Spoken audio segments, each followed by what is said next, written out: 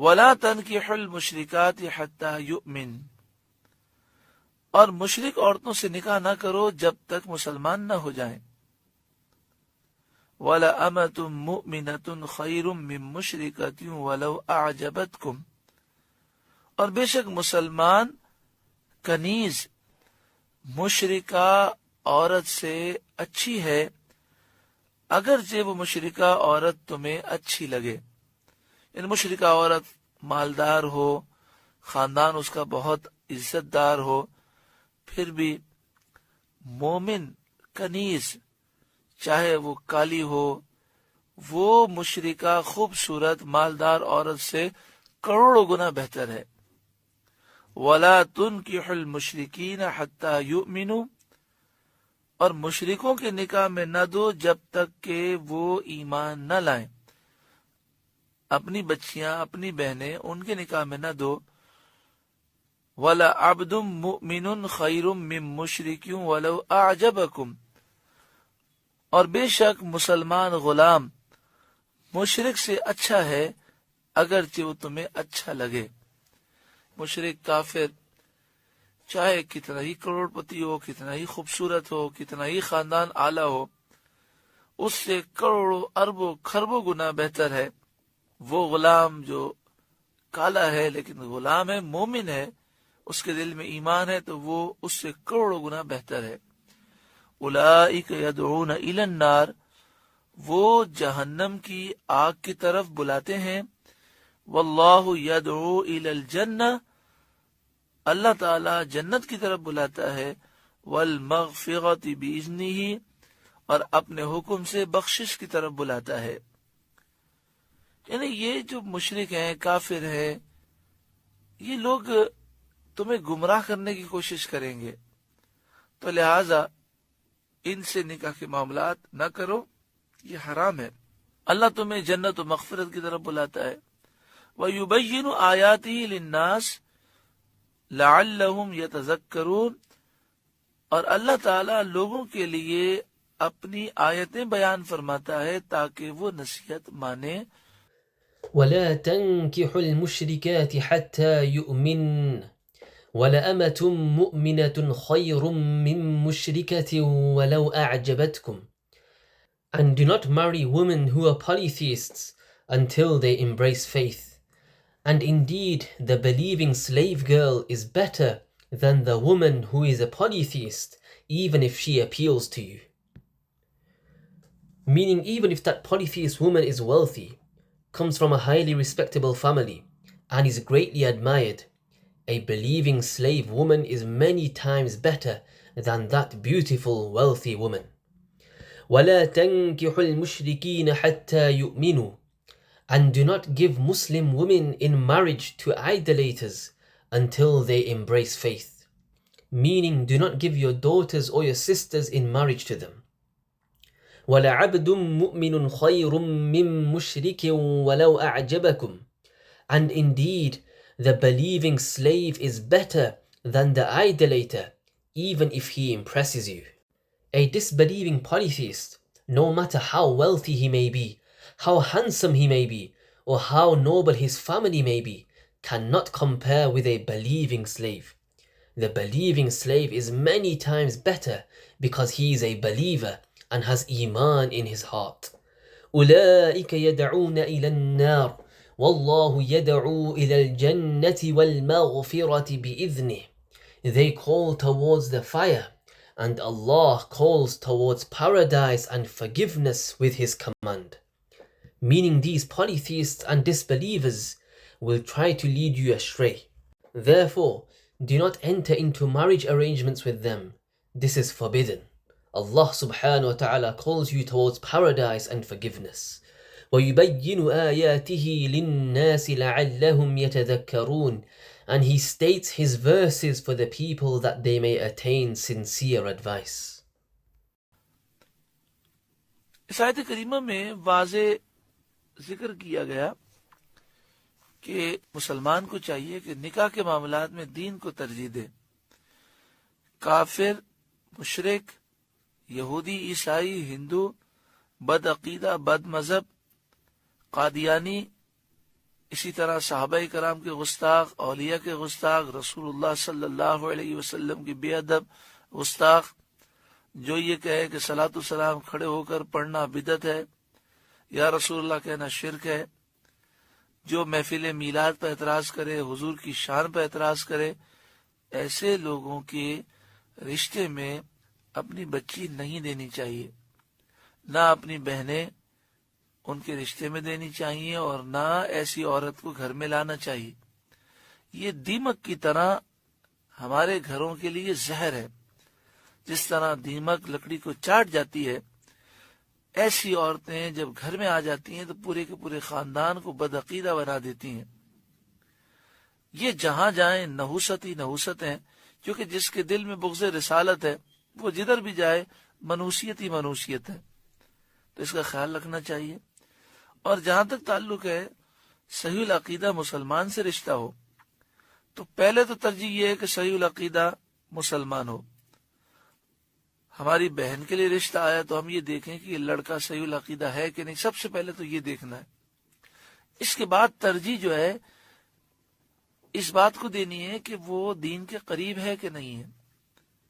غریب شخص ہے لیکن دیندار ہے، وہ اپنی زوجہ کا گزارا کر سکتا ہے لیکن نوکری پیشہ آدمی ہے، اور دوسرا کروڑ پتی ہے لیکن نماز بھی نہیں پڑھتا، تو ترجیح اسے دینی چاہیے جو دین کے قریب ہو، اور صحیح العقیدہ تو ضروری ہے۔ In this verse, it is clearly mentioned that a Muslim should give preference to religion when considering marriage. A disbeliever or polytheist cannot be taken in marriage until they accept Islam. Similarly, Jews and Christians must be from the real Ahlul Kitab who hold the correct beliefs as per the divine scriptures. Likewise, people with deviant creed who object to the beliefs and practices of Ahlus Sunnah wal Jama'ah should not be given one's daughter in marriage, nor one's sisters, nor should such a woman be brought into one's home. Such people could be like poison for our homes. They can corrupt beliefs of an entire family, and children may grow up to have beliefs and practices away from the Ahlus Sunnah wal Jama'ah. As for a marriage proposal, the first preference should be that he is a Muslim with correct beliefs. For example, if a proposal comes for our sister or our daughter, we should first see whether the man has sound beliefs or not. That is the first thing to examine. After that, preference should be given to whether he is close to religion or not. If a person is poor but is religious and is capable of providing for his wife, whilst another is a millionaire but does not even offer his prayers, then preference should be given to the one who is closer to the religion. سنن ابن ماجہ کتاب النکاح باب تزویج ذات الدین۔ حضرت ابو ہریرہ رضی اللہ تعالی عنہ سے روایت ہے، نبی اکرم صلی اللہ علیہ وآلہ وسلم نے فرمایا، تنکح النساء لاربع لمالها ولحسبها ولجمالها ولدینها فاظفر بذات الدین تربت یداک۔ پیارا آقا صلی اللہ علیہ وآلہ وسلم نے ذکر فرمایا کہ 4 وجوہات سے عورتوں سے نکاح کیا جاتا ہے، لمالہا مال کی وجہ سے، لحسبہا اس کی خاندانی شرافت کی وجہ سے، لجمالہا اس کی خوبصورتی کی وجہ سے، لدینہا اس کی دین کی وجہ سے۔ کامیاب وہی ہے جو دین کو ترجیح دے، کیونکہ دیکھیں ایک فیکٹری کا جب ہم مینیجر رکھتے ہیں تو اس کی خوبصورتی نہیں دیکھتے، ہم اس کی صلاحیت دیکھتے ہیں کہ وہ فیکٹری کس طرح چلا سکتا ہے۔ ہم اگر دکان میں کوئی سیل مین رکھتے ہیں اس کی شکل نہیں دیکھتے بلکہ یہ دیکھتے ہیں کہ اس میں صلاحیت کتنی ہے۔ تو جس عورت سے نکاح کیا جاتا ہے اسے گھر چلانے کے لیے مقرر کیا جاتا ہے، اسے اپنے بچوں کی ماں بنانا ہے، تو یہ دیکھنا چاہیے کہ میرے بچوں کی جو ماں بننے والی ہے وہ خود کتنی نیک اور پرہیزگار ہے۔ In Sunan Ibn Majah, Sayyidina Abu Hurairah radiyallahu ta'ala anhu narrates that the Prophet sallallahu alayhi wasallam said, "Women are married for 4 reasons: for her wealth, her lineage, her beauty, and her religion. So choose the one who is religious, أو كما قال عليه الصلاة والسلام. Consider this. When we appoint a manager for a business, we do not look at his beauty. We look at his ability and whether he is capable of running the business. If we employ a salesman in a shop, we do not look at his appearance. Rather, we look at how capable he is. Likewise, the woman whom a man marries is entrusted with running the home and is to become the mother of his children. Therefore, one should consider how righteous and pious the woman actually is, as she is going to become the mother of his children. ابن ماجہ کتاب النکاح باب افضل النساء. حضرت عبداللہ بن عمر رضی اللہ تعالیٰ عنہ راوی ہیں، نبی اکرم صلی اللہ علیہ وآلہ وسلم نے ارشاد فرمایا، انما الدنیا متاع، دنیا پوری کی پوری متاع ہے، قلیل سامان ہے. وَلَيْسَ مِن مَتَاعِ الدُّنْيَا شَيْءٌ أَفْضَلَ مِنَ الْمَرْأَةِ الصَّالِحَةِ. دنیا کی نعمتوں میں سب سے افضل نعمت جو ہے وہ نیک بیوی ہے. جسے نیک بیوی نصیب ہو جائے اور وہ اسے نیکی کی طرف مائل کرتی ہو تو یہ اس کے لیے بہت بڑی سعادت ہے. اللہ تبارک و تعالی ہر مسلمان کو عقل سلیم عطا فرمائے. لوگ یہ ساری باتیں سنتے ہیں، ایک کان سے سنتے ہیں، دوسرے کان سے نکال دیتے ہیں. بڑا دکھ ہوتا ہے اس طرح کی باتیں سامنے آتی ہیں کہ فلاں جگہ پر رشتے سے منع اس لیے کر دیا گیا کہ پتہ چلا کہ وہ بچی شرعی پردہ کرتی ہے، اور پھر یہ کہہ کر منع کر دیا کہ جی ہم اتنے دین میں نہیں ہیں. ارے بھائی، اگر دین میں نہیں ہے تو اب آ جائیں دین کے اندر. آپ کے لیے تو خوشی کی بات ہے کہ ماشاءاللہ وہ بچی شرعی پردہ کرتی ہے، تو انشاءاللہ تعالی آپ کوشش کریں گے تو آپ کے گھر میں بھی شرعی ماحول بن جائے گا.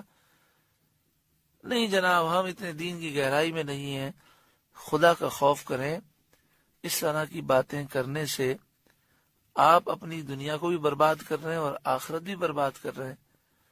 اچھا، پھر اس کے علاوہ یہ بھی سوچ ہوتی ہے کہ ہم جب شادی کریں گے تو ڈانس بھی ہوگا، ناچ گانے اور ہندوانہ رسومات بھی ہوں گی. اتنی مذہبی عورت سے، بچی سے اگر شادی کر لیں، یا مثال کے طور پہ دولہا اتنا مذہبی ہے، یہ سارے گناہ نہیں ہو سکیں گے، تو اس کے لیے وہ رشتہ نہیں کرتے. پھر ہم نے ایسے لوگوں کو دیکھا ہے کہ پھر روتے رہتے ہیں. اگر آج تک کسی بہن نے یا کسی بھائی نے ایسا جملہ سوچا بھی ہو تو اللہ کی بارگاہ میں توبہ کرے. بات چلی شادیوں کی، تو اگر شادی کے موقع پر گناہ کیا ہو تو اللہ کی بارگاہ میں توبہ کریں، کیونکہ امام غزالی فرماتے ہیں کہ گناہ کبھی نہ کبھی اپنا اثر ضرور دکھاتا ہے اور بندے کو تباہ کر دیتا ہے. کبھی کبھی گناہ کا اثر 10 سال کے بعد بھی ظاہر ہوتا ہے. تو اگر گناہ کیا ہے تو اب توبہ کر لیں کہ اللہ تو ہمیں معاف فرما، اب آئندہ ایسی حرکت ہم نہیں کریں گے. حضرت امام غزالی فرماتے ہیں جب بندہ سچی پکی توبہ کرتا ہے تو پھر گناہ کی نحوست سے محفوظ ہو جاتا ہے. الحمدللہ سورہ بقرہ کا 27واں رکوع مکمل ہوا. اللہ تعالی ہمیں اس رکوع کے نور سے روشن و منور فرمائے، ہماری اصلاح فرمائے. دونوں جہاں میں اللہ تعالی ہمیں کامیابی نصیب فرمائے. There is another hadith in Sunan ibn Majah where Sayyidina Abdullah bin Umar radiyallahu ta'ala anhu narrates that the Prophet sallallahu alayhi wasallam said, "Indeed, this world is only a provision, and there is no provision of this world better than a righteous woman." أو كما قال عليه الصلاة والسلام. The greatest blessing of the blessings of this world is a righteous wife. Whoever is blessed with a righteous wife who encourages him towards righteousness has been granted a tremendous blessing. May Allah subhanahu wa ta'ala grant every Muslim sound understanding. Ameen. Now the problem is people hear all these things. They hear them through one ear and let them out through the other. It is very painful when matters like this come to light. For example, a marriage proposal was rejected because they discovered that the girl observes the proper Shari'i hijab. Then they say, "We are not that religious." Well, if you are not religious, then come towards religion. Come towards Islam. It should actually be a source of happiness for you that if by the will of Allah subhanahu wa ta'ala the girl observes proper hijab, then inshallah, if you make an effort, a Shari'i environment, an Islamic environment can also be established in your home. But instead they say, no, we are not that deeply religious. Fear Allah subhanahu wa ta'ala. By saying such things, you are ruining both your worldly life and your hereafter. Another consideration people make is that when we get married, there will be dancing, singing, and Hindu customs as well. So if we marry such a religious person, then all these sins will not be possible. Astaghfirullah. So then they do not pursue such a marriage. Then we have seen such people who spend the rest of their lives crying and in difficulties. If anyone has ever had these thoughts in their mind, then they should repent in the court of Allah subhanahu wa ta'ala. Imam al-Ghazali rahimahullah ta'ala states that sin will sooner or later certainly show its effect upon a person. Sometimes the effect of a sin may even become apparent 10 years later. So if you have committed a sin, repent in the court of Allah subhanahu wa ta'ala. Imam Ghazali rahimahullah ta'ala states that when a person makes sincere and genuine repentance, he is then protected from the evil effects of sin. Alhamdulillah, the 27th ruku of Surah Al-Baqarah has now been completed. We ask Allah subhanahu wa ta'ala to grant us the ability to act upon what has been said. Ameen ya Rabb al-Alameen.